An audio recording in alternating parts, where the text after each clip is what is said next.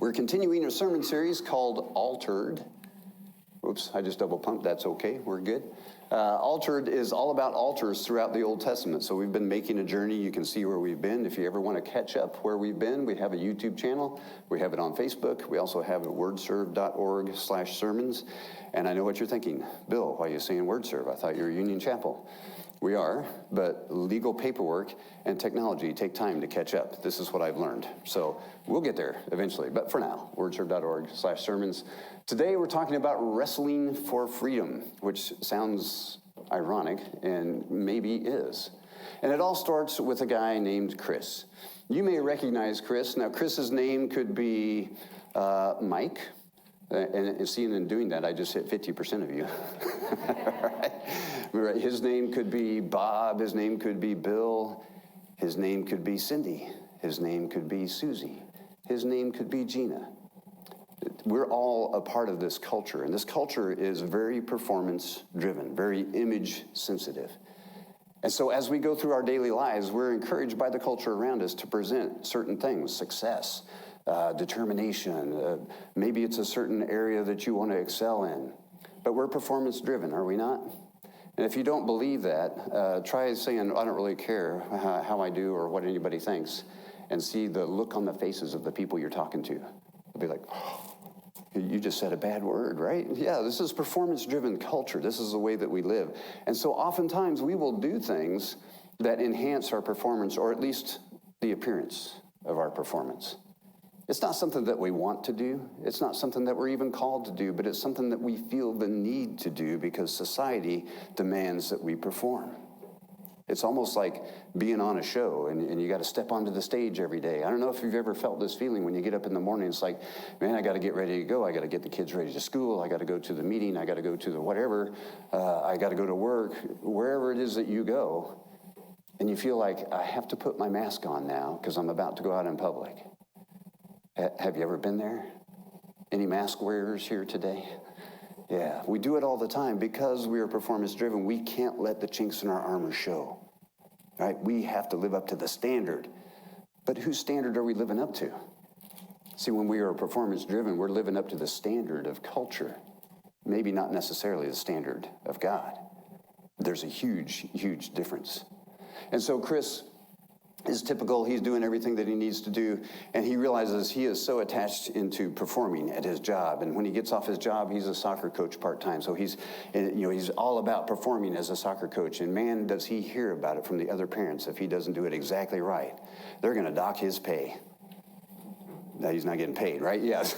Nobody gets paid for that. Well, now around here they do, but you don't get paid for that. But the performance is your pay. The praise is what you covet. And so you drive yourself and you start clinging on to this new identity. Okay, now I'm a soccer coach. I'm going to be the best soccer coach ever. We're not competitive here at all, right? I'm going to be the best soccer coach ever. These kids are going to love me. They're going to win the championship. Folks, it's just like Little League, right? We know that, right? In our heart of hearts. This is not like the World Cup. This is not the World Series.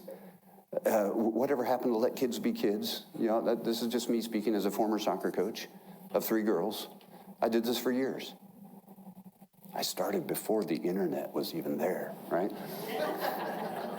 How much soccer experience do you have, Bill? 0. I went to the library and checked out books. That's how bad it was. Anyway, I digress.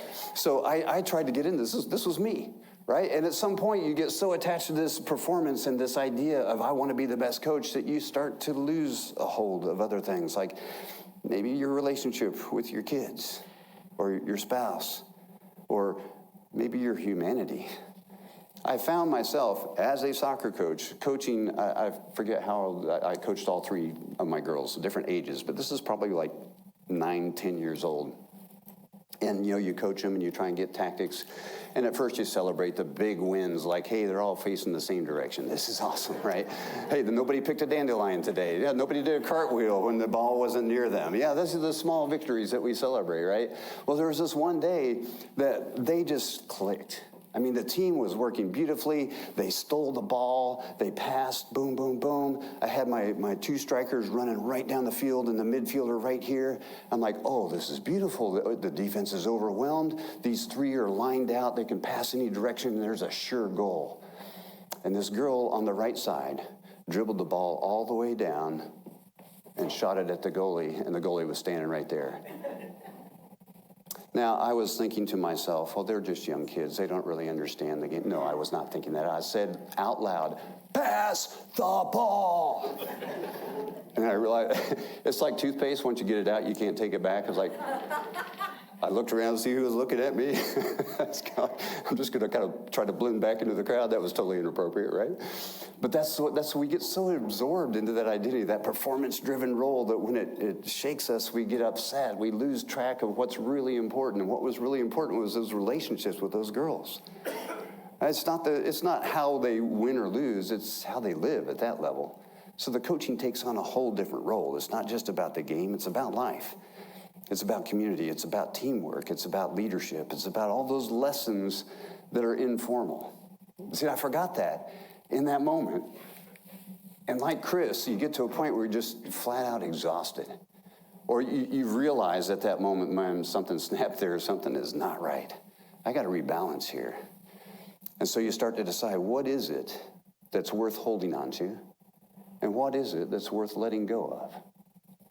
And if you're smart, you write that down, because you tend to forget in the moment, especially if you're exhausted. How about you? Are you in that place where you've got a performance-driven culture, but you're absolutely miserable in it? You don't have to raise your hands. I already know in many cases. I know that there are pressures out there. I know that the lives aren't always happy and carefree, and you get to do exactly what you love. I know this. But a lot of times it matters, because what we decide to hold on to in those moments determines our future. Maybe we can't affect right now. Maybe we can. But we can affect going forward. Maybe we can't impact what happens to us. Maybe you've got a boss that's an absolute knucklehead. Maybe you've got deadlines that are unrealistic. We can't always control what happens to us, but we can control how we happen to it. You see the difference? That all depends on what is it that we decide is worth hanging on to, and what is it that's worth letting go. Whoops, I double pumped. And this is the constant burden. Every day, every moment of every day, we have to decide, what am I going to let go, and what am I going to hang on to? That harsh word. The story about the coach and hearing from all the parents, man, I heard that. It's like, you guys understand I'm a volunteer and I've never played soccer, right? Where are you, by the way, when everybody said, anybody want to coach, and nobody raised their hands? I was at that meeting, and so were you, right? So where were you? And when they say these words, it's hurtful and it's harmful, but if I hang on to them, then I begin to believe that, wow, I'm a terrible coach. And it goes beyond that, right? You know, parents, not only am I a terrible coach, I'm a terrible human being. I probably should never grace the soccer field again. Right? Maybe you've been there, or if you're about to coach, man, I'm praying for you, right? So it's always this, what do I let go? What I hold on to all the time. So how do we take this into Scripture? What do we learn from that? We're going to go to a setting today that you may or may not be familiar with. This is Jacob's story. Jacob near the end of his life is what we're going to read about, but I need to set the stage for you just a little bit. When we say this is the God of Abraham, Isaac, and Jacob, we're talking about this guy. This is the Jacob that we're talking about. Now, Jacob had a twin brother named Esau, and they were nothing alike. Esau was born first, barely, and then Jacob came. Esau was a man's man. He was a hunter. He was his father's favorite. Jacob was maybe not so much. Kind of mom favored him and kind of brought him up to do some things. And the irony is that even as Jacob came out of the womb, his name basically means heel grabber. So as he was coming out of the womb, he's like, oh, not so fast, brother. I want to be first, right? And so as he comes out, he grows up. If you look at his entire life, I'm obviously giving you the Cliff Notes version. Jacob gets ahead by scheming, by deceiving, by trying to put on appearances, and he's pretty good at it. In fact, he's so good at it at the time when his father is about to pass, and he's supposed to pass the birthright to his son Esau, who would be the oldest, granted by just minutes, but he's still the oldest. Jacob tricks his father, and gains Esau's birthright. Now, if you're not familiar, like that doesn't sound like a big deal to us. It was a huge deal. Because if you were the firstborn and you got that birthright passed to you, you got double the portion of whatever the estate was. And Dad was doing pretty good. And let's just add another layer to this. Remember what I said? Esau was a really good hunter and a man's man. Not the kind of guy you want to make mad at you and then lay down at night in the wilderness, right? You could be unalived at any moment, right? So Jacob has this whole thing. He ends up fleeing. He goes to a whole nother place and continues to live by deceit, and ironically gets it happened back to him in a couple of cases. He goes, oh, so that's what that feels like. And now the Lord tells him at a much later stage of his life, he's gotten ahead. He's done really well. He's gotten wives. He's got livestock. He's got servants. He's got all kinds of things. And the Lord tells him, you need to go back to your brother Esau. Ouch. I've worked so hard, God. Why would you want me to go back? That guy's mad at me. And by the way, he's a very good hunter. Did I mention that? Yeah. Why would I go back? But to Jacob's credit, he is obedient. He does go back. But the way he goes back is interesting, informative, and very insightful. So where we're going to pick up the story is basically Jacob is preparing to go back. He's moving with all his flocks and all his family. He gets to the river and he says, okay, I hear that my brother Esau is coming with 400 men. 400 men. Does that sound like a greeting party? That doesn't sound like a greeting party to me. And so Jacob does what any true hero would do. He goes, well, I'll go out front and I'll take the brunt. That's not what he does. No, absolutely not what he does. He goes, you know what? Let's break up into groups so that if he attacks one, I won't lose everything. And let's send the groups before me. You go first, and then you go, and then you go. And every time you tell him all this stuff is a present for my brother Esau. And then maybe wave after wave of all these gifts and all these people, he'll lose his temper, and he'll go, oh, Jacob's all right. I'll welcome my brother back. Jacob actually literally sends everybody away. His wives, his livestock, his family, everybody away. And he decides to spend one more night in prayer. And then this happens. And so we're going to pick it up in Genesis in chapter 32, starting in verse 22. If you want to read along, this is what happens when Jacob ends up by himself one night. That night, Jacob got up and took his 2 wives, his 2 female servants, and his 11 sons, and crossed the ford of the Jabbok. After he had sent them across the stream, he sent over all his possessions. So Jacob was left alone, and a man wrestled with him till daybreak. When the man saw that he could not overpower him, he touched the socket of Jacob's hip, so that his hip was wrenched as he wrestled with the man. Then the man said, let me go, for it is daybreak. But Jacob replied, I will not let you go unless you bless me. The man asked him, what is your name? Jacob, he answered. Then the man said, your name will no longer be Jacob, but Israel, because you have struggled with God and with humans and have overcome. Jacob said, please tell me your name. But he replied, why do you ask my name? And then he blessed him there. So Jacob called the place Peniel, saying, it is because I saw God face to face, and yet my life was spared.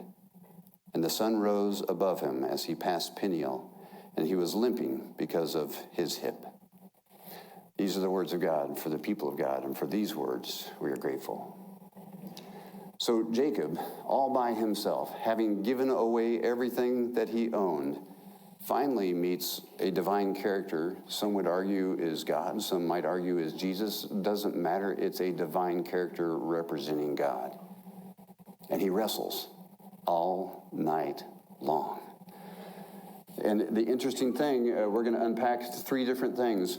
As I read this passage, the first question I had is like, okay, if this is God saying he can't win? He can't beat Jacob. He could not overpower him, so that seems odd. But you know what I think? I think God absolutely could have overpowered him. At the end of an all-night wrestling match, he reaches out and touches his hip and dislocates his hip. That's some serious juice, folks. I've never done that in any sport ever, right? So if that's possible with one little touch, imagine what he could have done.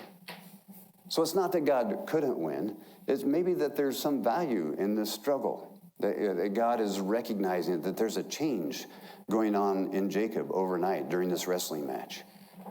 So I hold that thought loosely. So it's not that God can't win. It's that God values a struggle because he sees the change in Jacob. The other one is Jacob is clinging to what? Because his whole life, Jacob has been clinging to deceit. He's been clinging to fame. He's been clinging to wealth, and he's done fine. Now he has none of that. It's all gone, literally, all gone across the river. So what is it that Jacob's clinging to? Well, he's clinging to God, and God alone. In fact, he's clinging so hard that he says, I will not release you until you bless me. That's how you know it's somebody important. And when you get to that point where you're rock bottom, and you've got nothing else left, and you're holding on, that's sometimes is a good place to be. Because you recognize how important God is, how much you need him, and at the same time, how much he wants you. That's never been a question for him. He's always been there. He's always provided for us. It's just our ability to see that sometimes only comes in the struggle. Am I encouraging you to go out and find struggle, to make strife, to make your life difficult? No. But life has a way of doing that, doesn't it? You don't really need to look for it. It'll find you. But my question is, what do you do when it finds you? What do you hold on to when life's struggles find you? And they will, if they haven't already. The last thing is this name change. This whole idea of the name is very important in ancient culture. The name was very significant. If you knew the name, you knew all about the character, you knew the person, and you almost had like a sense of power over that person. And you notice that Jacob gets his name change. And you might recognize the name Israel. That's the Israel that we all talk about. This is where it all starts. It starts with struggle. It starts with change. So maybe in the grappling, there's some growth. Maybe in the struggle, there's some strength. This is a lesson that we're starting to see as we interact with God and Jacob in this. And so we can delve into this and gather some good lessons, I think. The first one is you can only really cling to one thing. You ever think about that? I mean, really, when it comes down to it, what do you hold that's central? What do you hold that's unshakable? And what I would recommend is to analyze what is that thing for you? What is the non-negotiable that you will not let go, ever? I think in society today, we see a lot of shifting things that we cling to.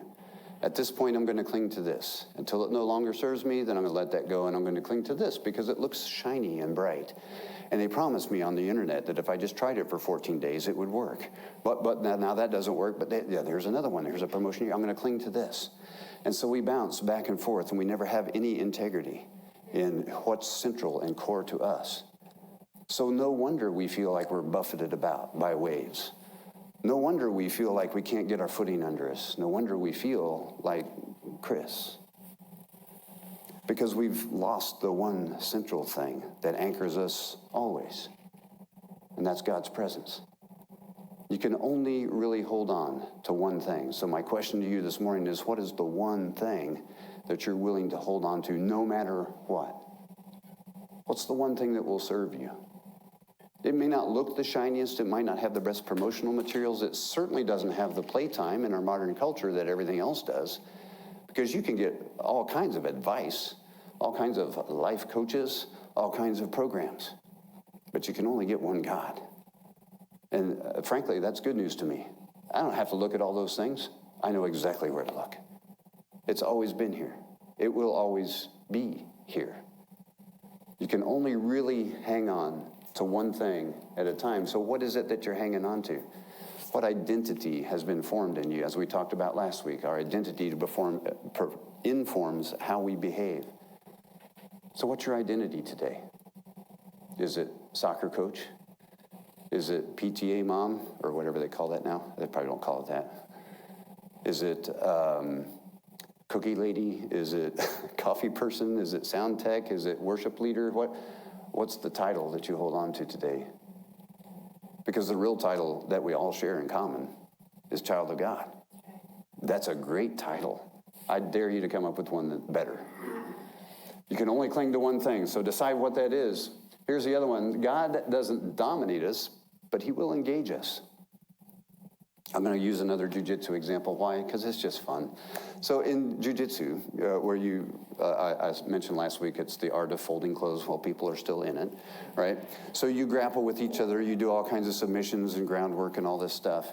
And oftentimes, a higher belt, there's a phrase that we use, hey, thanks for letting me work. Because a higher belt, especially if they're heavier, younger, athletic, can absolutely smash you for an entire 5-minute round. And that's where you question your life's choices. Like, who said this would be a good idea? Join jiu-jitsu, they said. It'll be fun, they said. Yeah, smash, 5 minutes, can't breathe. No, that's not fun. And so a lot of times the higher belts will kind of give you an opening. Like, you're still going to struggle. They're not just giving it away. You got to work for it. But they'll let you get out. And they'll let you move a little bit. And at the end of the round, I'm always very grateful. And I say, hey, thanks for letting me work. Because I'm hoping next time they'll let me work and not smash me, right? It's not that they're being too easy. In fact, if they're too easy, that doesn't work. Because I don't learn the technique under stress. That's the whole point. You got to learn the technique under stress. Just like you have to live life under stress. Because I don't know of anybody's life that doesn't have stress. Anybody here have a absolutely stress-free life? Good, because my next question was going to be, anybody here detached from reality?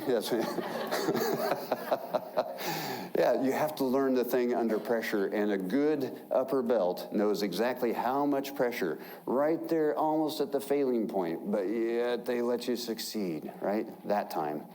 And guess what? You grow from that. There's strength in the struggle. There's growth in the grappling. You get better, and next time that same belt goes, oh, they're getting better. I'll get a little harder. And that's where you try not to act like you're improving too quick, right? just a little bit. Just a little bit where I was last time. Anybody who's done it knows exactly what I'm talking about, but I'm talking about life as well. A lot of times it'll get right up there and just feel like you're pinned and there's no place to go. But don't stop struggling. Don't stop grappling with life, because there is growth in that. There is strength in that. God knows that. And I'm convinced that's why he allows sometimes us to struggle, because in the struggle there is growth. If you've ever done a workout program, you know at some point your body hurts. Why does your body hurt? Because you broke it down. Anybody ever get their fitness goals made by never lifting anything, never walking, never running, never changing your diet, never worrying about your sleep? Shall I go on? You get the idea, right? So he doesn't dominate us. He doesn't make it impossible, but he does engage us. Engage back. Yeah. Don't just be passive. Say, well, God's going to do something. Yeah, God is doing something. He wants you to participate in it. Yeah. And I'm not talking about salvation. That is taken care of. You don't have to do that. You just have to believe. I'm talking about everything else. God, please make me a witness for you. I pray in the morning. Somebody comes up and goes, I don't really know about that God thing. It's like, God, please send somebody to talk to this person. I don't know what to say. You know? Engage. Do you have to be perfect? No, not unless your name is Jesus Christ. Thank God I don't see him here. I mean, I do see him here. I don't see him. But see, this is where these quotes can be mistaken, taken out of context. Bill said Jesus isn't here. No, Jesus is here. But you don't have to be perfect. That's my point. My point is engage. And jiu-jitsu is another great example. How many times do you engage in a technique and it fails and it fails and it fails and it fails? And it's easy to go, you know what, that doesn't work. Or jiu-jitsu doesn't work. Or it's just not for me. But what about that 99th time when it works and it clicks? And you go, I got it. I can do this. Man, there is no greater feeling. And I'm going to encourage you in your Christian life, there is no greater feeling ever than when you feel like you just can't, you can't. Engage. You don't have to be perfect. But you do have to cast seed. We're not called to win every person to Christ. Did Christ even win everybody over to him? You ever think about that? There were several that turned away. heard everything that he had to say, saw every miracle that he did, and still walked away from him. Our measure of success is not how many people we convert to Christ. Our measure of success is how many seeds we keep sowing. Keep sowing. Not, oh, well, that didn't work. I guess I'll never do that again. No, engage. Have I made my point? Engage. You don't have to be perfect. You don't even have to win. But we do have to engage. The next thing is surrender reveals our true identity. Nobody likes this word surrender, and I don't blame you. It sounds weak. It sounds like I'm just laying down and giving up. But when we surrender all these things that we're holding on to because of our performance-based culture, we start to peel away layers like an onion. And if we're listening to God, and God is a part of this process of things that we're letting go and holding on to, let me just throw this thought out for you. Who made us? Who knit us together in our mother's womb, wonderfully and fearfully made? The creator of the universe. So if God is saying, put that down, pick this up, don't you think he knows exactly who we were made to be and what we're supposed to do? See, when we lay things down that this culture puts on us and we pick up things that God gives us, we actually reveal our true identity because he's the one who made us. He knows best. And if you've ever lived some other identity and then found the true identity in Christ, you know what I'm talking about. And if you haven't found that yet, engage. Don't stop until you do. And if you get pulled back in the other direction, re-engage. Don't settle for what the world tells you you are. Settle for what the one who made you tells you you are. And you'll find an abundant life. I guarantee it, or your money back. Finally, rock bottom is not a requirement, but surrender is. I don't know how many people get to this point where they're just clinging, they're holding on, even though they know, and everybody around them knows, it's not working. It's culture telling you this is what you should cling to, and they get all the way to rock bottom, and finally, when there's no place else to go and nothing else to cling to but God, they go, you know what, I guess I'll let go and I'll cling to God. People, why are we so abusive to ourselves? Why don't we just cut to the chase and drop that stuff now and cling to God now? Why do we have to go to rock bottom? Well, the answer is you don't have to, but we're so doggone stubborn sometimes, aren't we? We just cling, and we get to the rock bottom and we get broken, and finally we reach out for that thing that we should have had all along. Can I ask you this morning, just let go of the things that don't matter. Let go of the things that culture is telling you and hold on to God. Let's just cut to the chase. I don't want to see anybody hit rock bottom. I bet you don't either. And if you've ever seen what I'm talking about, you know how miserable that is. I want to save you that trouble this morning. I don't want to see you there. I'd rather you just cut to the chase. Let go of the things that culture is telling you you need to be or do. And be who God made you to be. It sounds simple. It's really hard. That's why we do this in community. That's why we do this together. That's why we have brothers and sisters that we can talk to, share experiences with, support, encourage, and all the things that this book tells us we should do. So what do? I built an altar and I labeled rocks. This is the extent of my computer skills right here. So the first thing is we got to identify, and this is nothing new that I'm saying. Every week we've been talking about identify what it is that's in your way. Put it on your altar and sacrifice it. You can literally write it down on a piece of paper and shred it and watch it go. Or if you're more like me, you can light it on fire and watch it go, right? Make it exciting. Identify that, release it, give it back to God. And then feel the freedom, but don't dwell there. Because when you've been carrying a heavy load of cultural expectation for a long time, that's not you. When you let that down, there's a wonderful, euphoric almost feeling. It's like, wow, I feel so light. I like this. I like not having any responsibility at all. And that lasts for, 2 minutes? And then the kids need something, the dog needs let out, the car breaks down, you know what I mean, right? So yes, enjoy the freedom, but don't stay there. Cling then to God. Make sure that as you release something, don't just leave your hands empty. Empty hands are what? The devil's workshop. Yes, thank you. Idle hands are the devil's workshop is the literal saying, right? So when you release the stuff of the culture, don't leave your hands empty. Cling then to God, because nature abhors a vacuum. It will fill it with something. You fill it first. You be proactive. You grab onto God. And then finally, lead others to do the same, because I don't know how many people you can see on a daily basis that are suffering the same exact culture sickness. They're performance driven. They're carrying a heavy burden that they were never meant to carry. They're living an identity that is not them, was never meant to be them. But yet, culture and expectation says this is who you must be. When you see it and you recognize it, don't judge them. Don't go, hey, you know what? You're living by culture. You're doing it all wrong. Let me show you how to do it. Because, I mean, you can do that, but has that ever worked for anybody here? No.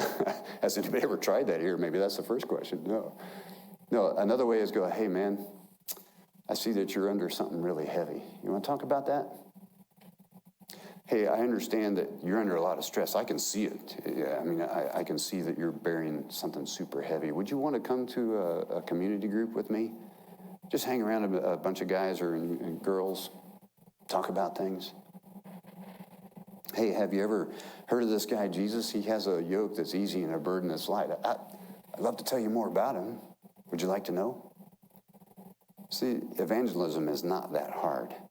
You just have to find the pressure point and find God and connect the two, and then watch the thing happen. It's amazing. We put too much performance-driven emphasis on evangelism. Let it happen. But you got to engage. I think I said that before. And then you got to lead others to do the same. Why do we do this? Why do we even bother? Because a guy named Jacob wrestled with a divine being all night, and at the end of that, not only did he get a name change, he got a destiny fulfilled. That's where we come from. That is our lineage. But there was another guy that wrestled all night and got a name change. You may have heard of this guy. His friends called him Jesus. We call him the Messiah, the Christ. He wrestled all night in that garden. Is there any other way that this can happen? And when God said no, he said, okay. He fulfilled his destiny. He lived into what God made him to do. And if it weren't for this, well, we wouldn't be here, and we wouldn't be saved. So for this, I am eternally grateful. Well, where does it make a difference? Well, in our daily lives, right? Because no matter, and you can look at this picture on the left as physically old, worn out, and unable, or spiritually old, unable, and worn out. You can be a teenager and feel like this on the inside. But here's the thing. When it comes to letting go, we can let go of a lot of things. But you know the one thing that never lets go of us is the guy on the right. Have you ever thought about that? At the end of time, when you see him face to face, the one thing that is never let go is he has never let go of you. No matter how imperfect we are, no matter how many times we screw it up, he's still got us. So let go of culture. Get hold of God and know this. He will never let you go. Let's pray. God, thank you for the grip that never lets us go. Thank you for the love that knows no bounds, that can conquer anything that we do to separate ourselves from you. Your love will never be separate from us, God. Help us to appreciate this morning as we decide what it is that we need to lay down, but more importantly, what we need to cling to. And God, as we approach this time of communion, we pray that you would put on our hearts the very thing or things that we need to let go of. Because this morning, we're going to have our hands ready and available to accept you in this act of communion. God, we can't do that if we're clinging on to something else. So in this moment, right now, help us to see what it is that we're clinging on to that's preventing us from experiencing the abundant life that you have for us. And then give us the courage to lay that down this morning. so that we can accept the gift of your Son, Jesus Christ.